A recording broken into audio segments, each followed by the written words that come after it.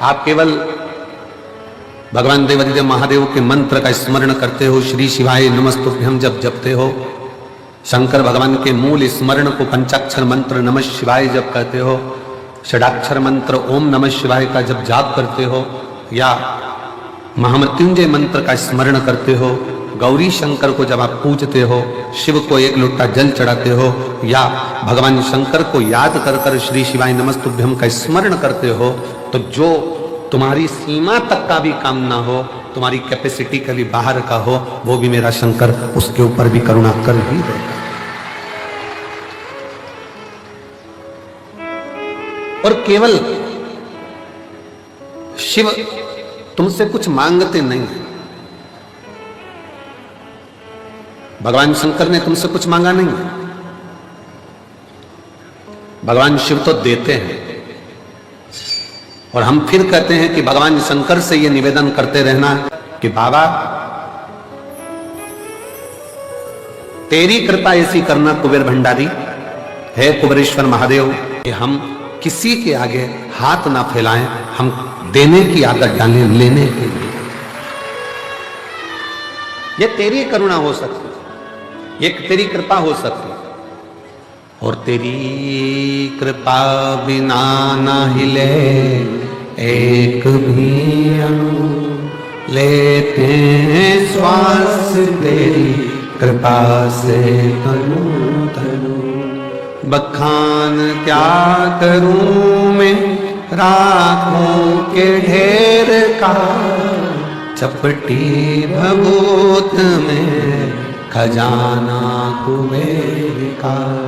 हे गंगाधार मुक्ति द्वार ओंकार तू, भोले ओंकार तू, आयो शरण तिहारी शंभो तार तार तू। जब हमारा विश्वास, जब हमारा भरोसा पूर्ण हो जाए, तो समझ लो वो पूर्ण परमेश्वर मिलने में अब देरी नहीं हो पाएगी।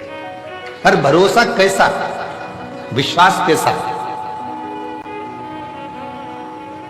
पति पत्नी नाव में सवार होकर जा रहे हैं, जहाज में जा रहे हैं, और जहाज पानी में डूबने वाला है।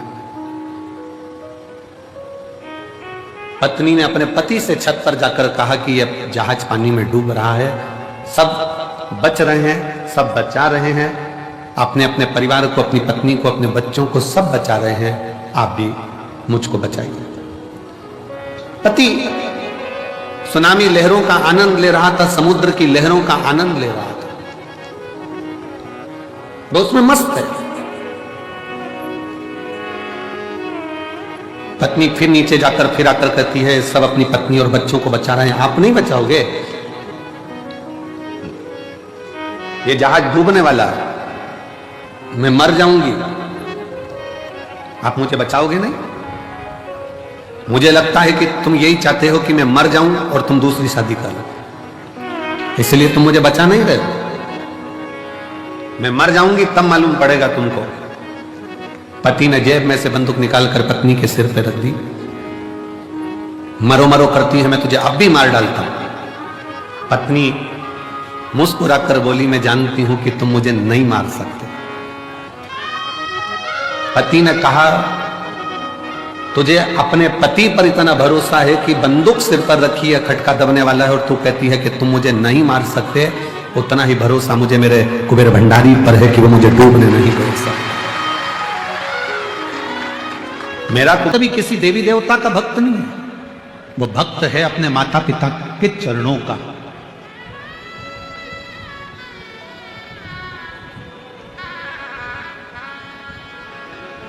बस पहचान गया कि इन्हीं चरणों के माध्यम से मुझे परमात्मा मिल सकता है, इन्हीं चरणों के माध्यम से मुझे भगवान मिल सकता है, ये जान गया। और मेरा सभी आस्था चैनल पर कथा सुनने वाले श्रोता भाई बहनों से, सोशल मीडिया पर कथा सुनने वाले सभी भाई बहनों से निवेदन करूंगा, आपसे कहूंगा कि आप कहीं नहीं जा सकते, आप किसी को नहीं मानते, आप किसी को नहीं सुनते, मत सुनो। आप किसी को नहीं मानते, मत मानो। आप कहीं नहीं जाते, मत जाओ। आप किसी के आगे शीश नहीं झुकाते, मत झुकाओ। आप किसी को प्रणाम नहीं करते, मत करो। पर इस व्यासपीठ के माध्यम से एक बात जरूर कहूंगा, अपने घर में जो जीते जी अपने माँ बाप विराजमान हैं, उनके चरणों का भी अगर वंदन कर रहे हो तो भगवान मिल सकते। प्रथम वारकरी, प्रथम बारी करने वाले, प्रथम बारी भरने वाले एक ही हैं, वो हैं मेरे भगवान शिवदेव, देवाधिदेव महादेव। सूचना मिलते ही नंदी को साथ लेकर परिवार के साथ चल दिए सीधे पंढरपुर की ओर, सीधे पंढरपुर। विठल विठल विठल।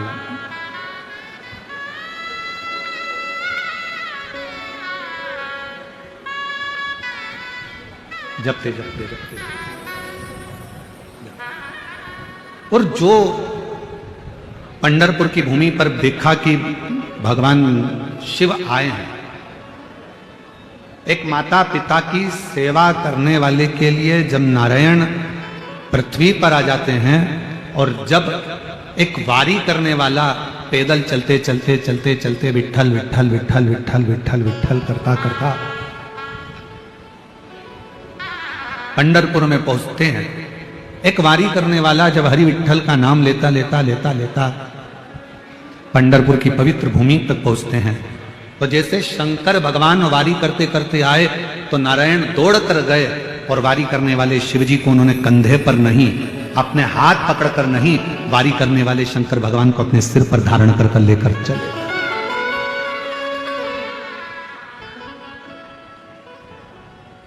अपने मस्तक पर धारण कर, अपने मस्तक पर बिठाकर, अपने मस्तक पर उनको बिठाकर मंदिर के अंदर प्रवेश कर। और हे मेरे नारायण में, मेरे शंकर भगवान में, मेरे देवताओं में, मेरे भगवान में कोई भेद नहीं है। रामचरितमानस किस किसने पढ़ी है? जरा हाथ उठाएंगे आप लोग, जिसने रामायण पढ़ी हो, नहीं पढ़ी हो तो सुनी हो, सुनी नहीं हो तो किसी के माध्यम से कभी दर्शन किया हो, उठाओ हाथ जरा सबने। चलो रखो। रामचरितमानस में काकभूषुंडी जी का एक चरित्र आता है।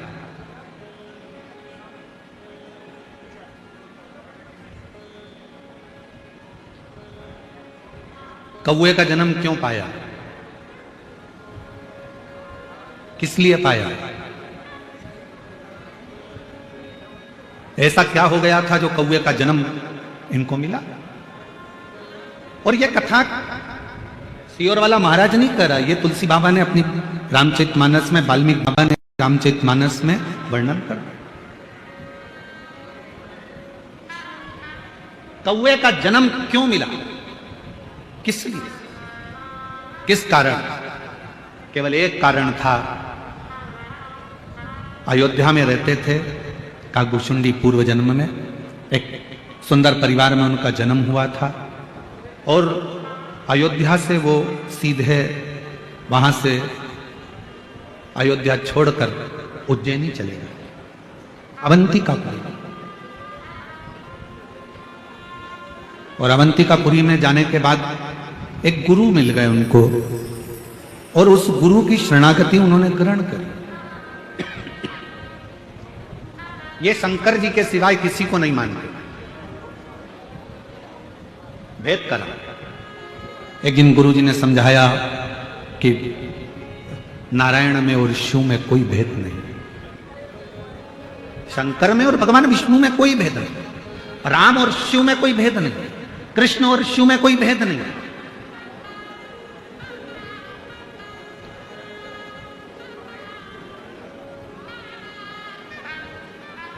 इनमें कोई भेद नजर नहीं आता।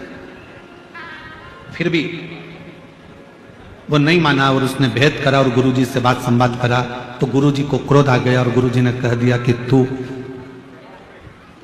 हजारों बार जन्म लेगा और कीड़े की योनि प्राप्त करेगा। उससे छूट गया। हजार बार जन्म लेने के बाद उससे जब छूटा तो एक ब्राह्मण के घर में जन्म लिया, और ब्राह्मण के घर में जन्म लेने के बाद भी उसने मंत्र में भेद करना, भगवान में भेद करना, परमात्मा में भेद करना नहीं छोड़ा।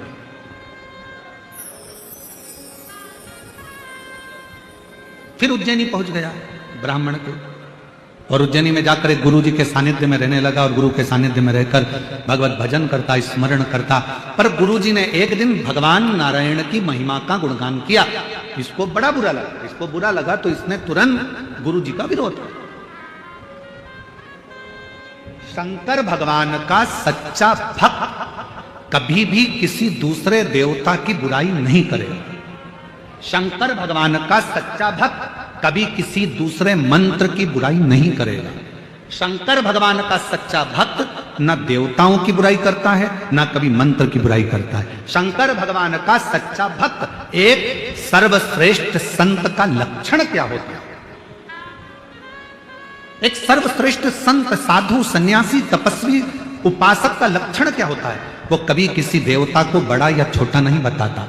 सच्चे संत, साधु, सच्चा ब्राह्मण कभी किसी मंत्र को ऊपर नीचे नहीं बताता कि यह मंत्र श्रेष्ठ है, यह मंत्र कमजोर है, यह मंत्र ऐसा है, इस मंत्र को मत जपो, इस मंत्र को जपो, इस देवता को मत मानो, इस देवता को मानो, इस भगवान की स्तुति करो, इस भगवान की मत करो। सच्चा संत, सच्चा शुभक्त, सच्चा गुरु, सच्चा पूजनीय अगर कोई ब्राह्मण है, कोई संत है, कोई साधु है, कोई तपस्वी है, कोई साधक है, कोई उपासक है, तो वो देवताओं में कभी भेद नहीं करेगा, मंत्र में कभी भेद नहीं करेगा। किसी मंत्र को और किसी देवता को ऊपर और नीचे कभी उसको तराजू में नहीं तोलेगा। वो कभी नहीं कहेगा कि नहीं नारायण बड़े हैं, शंकर छोटे हैं, शंकर बड़े नारायण छोटे हैं, ब्रह्मा बड़े भगवान विष्णु छोटे, राम बड़े कृष्ण छोटे, कृष्ण बड़े राम छोटे, शिव बड़े, ऐसा कभी वो भेद नहीं करेगा। सच्चा संत, सच्चा गुरु, सच्चा शिवभक्त, शंकर की सच्ची आराधना करने वाला कभी किसी देवता की ना तो निंदा करता है, ना कभी किसी मंत्र की निंदा करता है, ना किसी मंत्र को ऊपर बताएगा, ना नीचे बताएगा, ना कभी किसी देवता को ऊपर बताएगा, ना नीचे बताएगा। सच्चे शिवभक्त का लक्षण है वो अपने मन से सबको एक ही बात कहता है, तुम्हारे दिल में जो मंत्र आ जाए वो जप लो, और जो तुम्हारे हृदय में बैठा हो उसकी मूर्त की पूजन कर लो। भेद नहीं कर। तुम्हें राम अच्छा लगे तुम राम जी को भजो, तुम्हें कृष्ण अच्छा लगे तुम कृष्ण भजो, तुम्हें राम नाम अच्छा लगे राम नाम बोलो, कृष्ण नाम अच्छा लगे कृष्ण नाम बोलो, विठ्ठल नाम अच्छा लगे विठ्ठल नाम बोलो, शिव नाम अच्छा लगे शिव नाम बोलो, ओम नमः शिवाय अच्छा लगे ओम नमः शिवाय बोलो, नमः शिवाय अच्छा लगे नमः शिवाय बोलो, श्री शिवाय नमस्तुभ्यम अच्छा लगे श्री शिवाय नमस्तुभ्यम बोलो, ओम नमो भगवते वासुदेवाय अच्छा लगे वो जप लो, श्री कृष्ण शरणम मम अच्छा लगे वो जप लो। तुम्हारा मन जो करे, तुम्हारा मंत्र जो मूल हो तुम्हारे हृदय के लिए वो जपो। अयोध्या में जन्म लेने वाला वो एक साधारण सा जीव 1000 बार उज्जैनी में रहने कर भी देवताओं की निंदा करता रहा, मंत्रों की निंदा करता रहा, मंत्रों को देवताओं को ऊंचा नीचा देखता रहा। 1000 बार कीड़े की योनि पाने के बाद ब्राह्मण के घर में जन्म मिला। ब्राह्मण के घर में जन्म लेने के बाद फिर उज्जैनी पहुंच गया, गुरु की शरणागति ली, गुरु जी ने मंत्र दिया, मंत्र दीक्षा दी, गुरु जी ने भजन कीर्तन स्मरण कराया। एक दिन गुरु जी ने भगवान नारायण का गुणगान कर दिया, उतना गुणगान करा तो इसको गुस्सा आ गया, और गुस्सा आ गया तो भगवान अपने गुरु से ही अपशब्द कह, अपने गुरु से अपशब्द कह और देवताओं की निंदा कर। मुझे नहीं जपना नारायण का नाम, मुझे नहीं मानना नारायण को, बस निंदा करना चालू करी। गुरु जी को बड़ा बुरा लगा, बड़ा बुरा।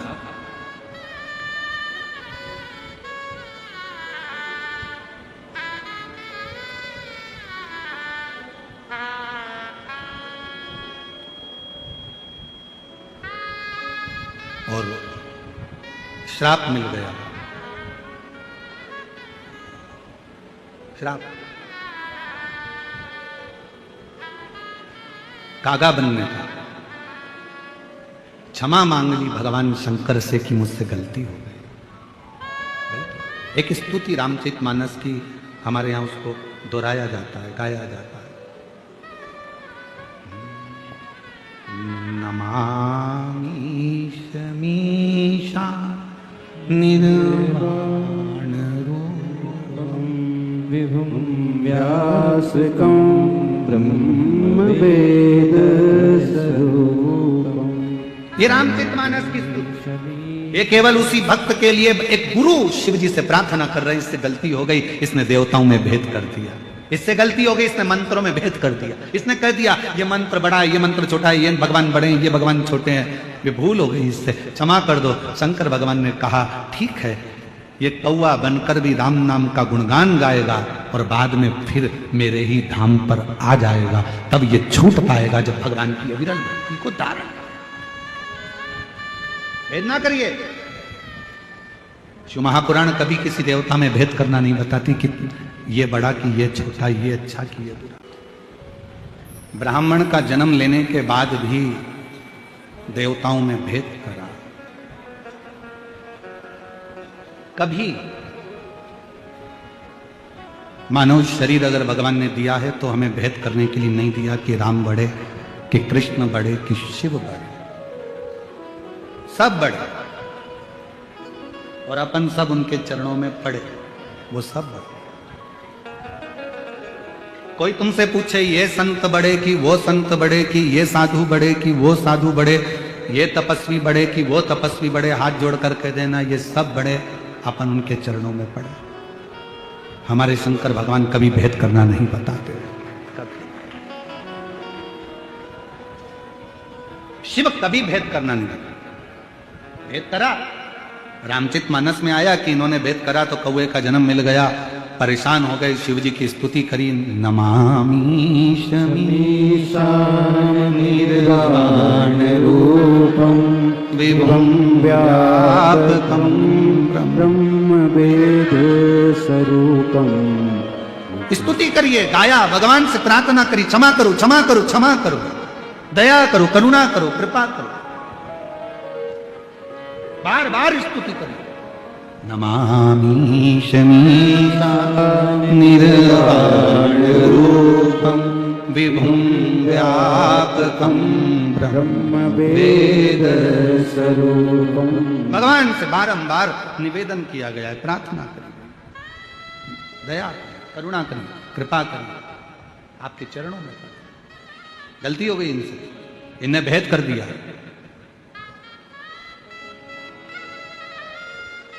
कोई आपसे कहे हम शंकर जी को नहीं मानते, हाथ जोड़कर कह देना आप मानो चाहे मत मानो। भृंगी ऋषि की कथा कहती है कि भृंगी बाबा केवल शिव को भजते थे, इसके सिवाय किसी को नहीं भजते।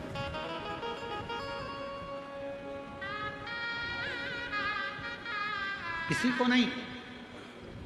एक बार शंकर पार्वती जी साथ में बैठे हुए, मेरे भोलेनाथ, मेरे शिव, मेरे पार्वती दोनों संग में बैठे, दोनों साथ, और परिक्रमा करने के लिए भृंगी बाबा आ गए। परिक्रमा कर रहे थे तो उन्होंने विचार करा कि ये तो दोनों साथ में बैठे हुए हैं और मैं केवल शिव की परिक्रमा करूंगा, शिव को मानता हूं, शक्ति को नहीं।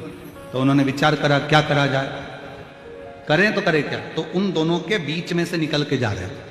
पार्वती जी ने शंकर जी को देखा, शंकर जी ने पार्वती को देखा। शिव जी ने कहा पार्वती अब एक काम कर, इसकी आज जो इसने सोच रखा है अलग से परिक्रमा का, एक काम कर, तू मेरी गोदी में आकर बैठ जा। शंकर जी ने पार्वती को अपनी गोदी में ले लिया, गोदी में बिठा लिया पार्वती जी को। सब लोग आश्चर्य कर रहे हैं, बताओ गजब के शंकर भगवान है, अपनी पत्नी को गोदी में बिठा के रखे। अरे भाई अर्धांगिनी है। भेद, संसार के भेद को मिटाने के लिए, मन के संशय को मिटाने के लिए परमात्मा कुछ ना कुछ ऐसी लीलाएं करते। नहीं तो शिव कथा तो खुद ही कहती है